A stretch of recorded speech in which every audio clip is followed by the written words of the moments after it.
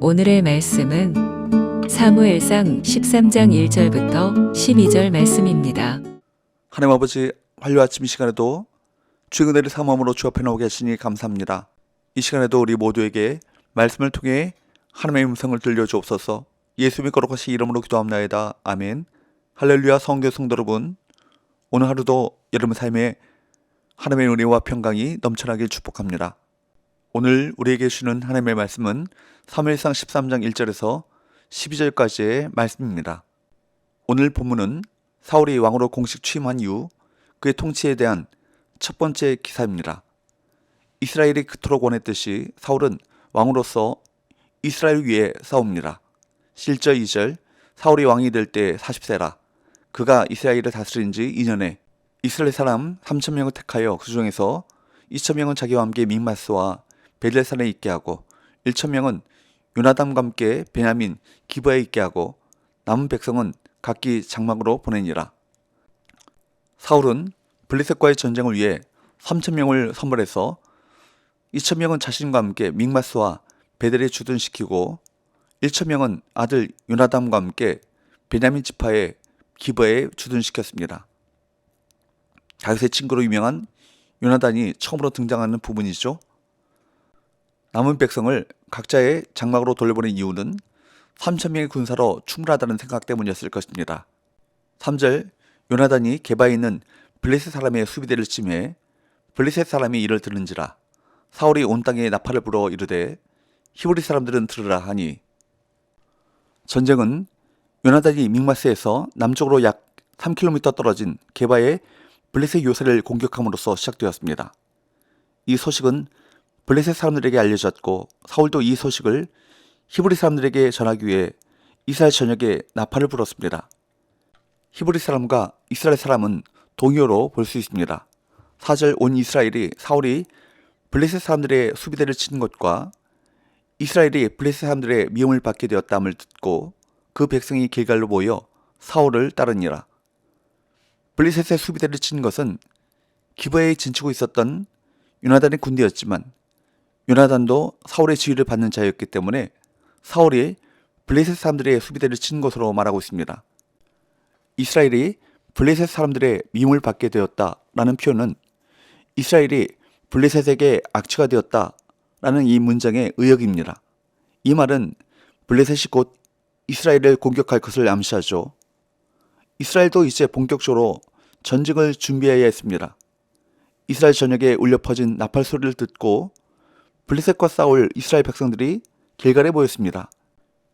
이미 믹마스, 베델, 기브아에 있었던 군사들에 더하여 이스라엘의 많은 군사들이 사울을 따르기 위하여서 길갈에 모였습니다.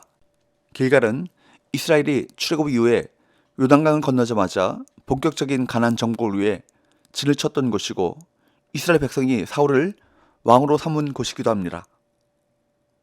그런데 이스라엘과 싸우려고 하는 블레셋 군대의 규모가 어마무시합니다. 5절 6절, 블레셋 사람들이 이스라엘과 싸우려고 모였는데 병거가 3만이요 마병이 6,000명이요 백성은 해변에 모래같이 많더라. 그들이 올라와 베다웬 동쪽 믹마스에 진침해 이스라엘 사람들이 위급함을 보고 절박하여 굴과 수풀과 바위 틈과 은밀한 곳과 웅덩이에 숨으며. 블레셋은 대군을 이끌고 이스라엘의 믹마스에 진을 칩니다. 그런데 그 군대의 규모가 병거가 3만, 기마병이 6,000명이나 되었고 보병은 바닷가에 모래알처럼 많았습니다.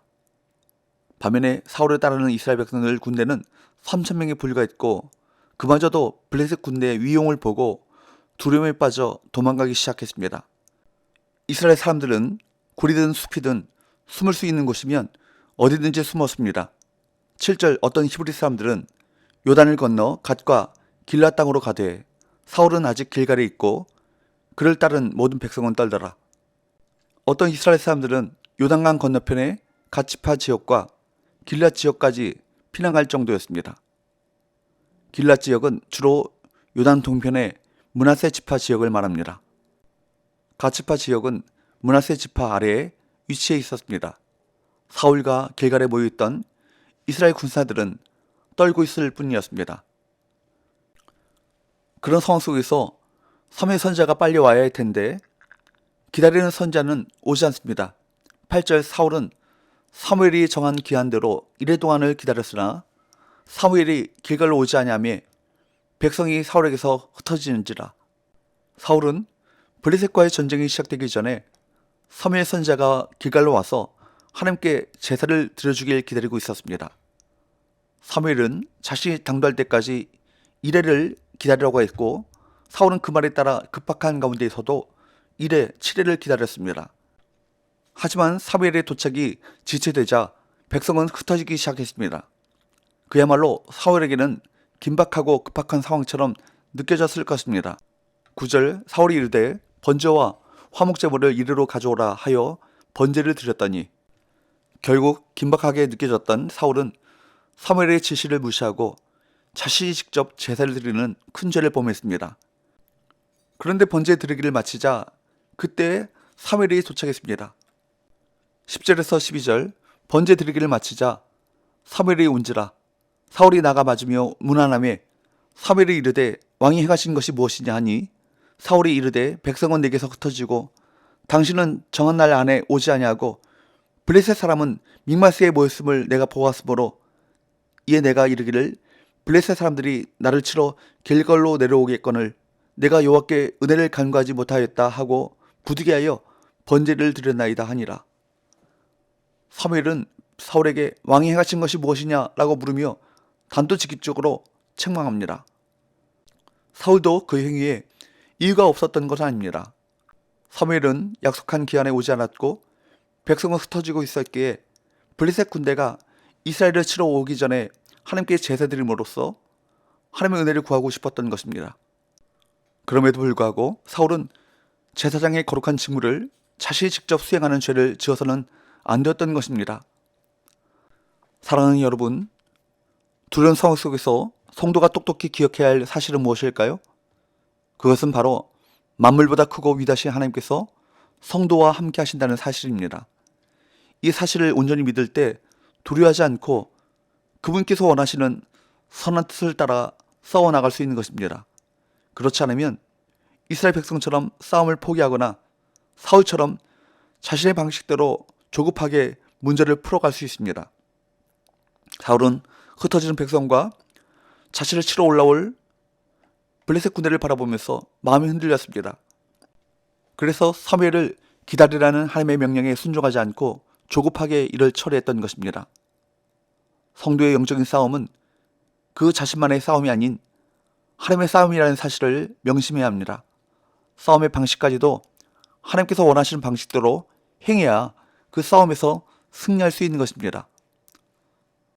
우리는 하나님의 뜻을 따라 살기 위해 영적인 싸움을 멈출 수 없습니다. 두려움이 몰려오는 순간이 있을지라도 그럴수록 더 하나님을 의지하며 영적인 싸움을 감당해야 할 것입니다. 기도합시다. 하나님 아버지, 두려운 상황 속에서도 두려운 상황보다 크신 하나님을 경외하게 하시고 그 가운데서도 함께 하시는 하나님을 믿고 신뢰하면서 선한 뜻을 따라 영적 전쟁을 치러나가게 하여 주옵소서. 예수님의 거룩하신 이름으로 기도하옵나이다. 아멘.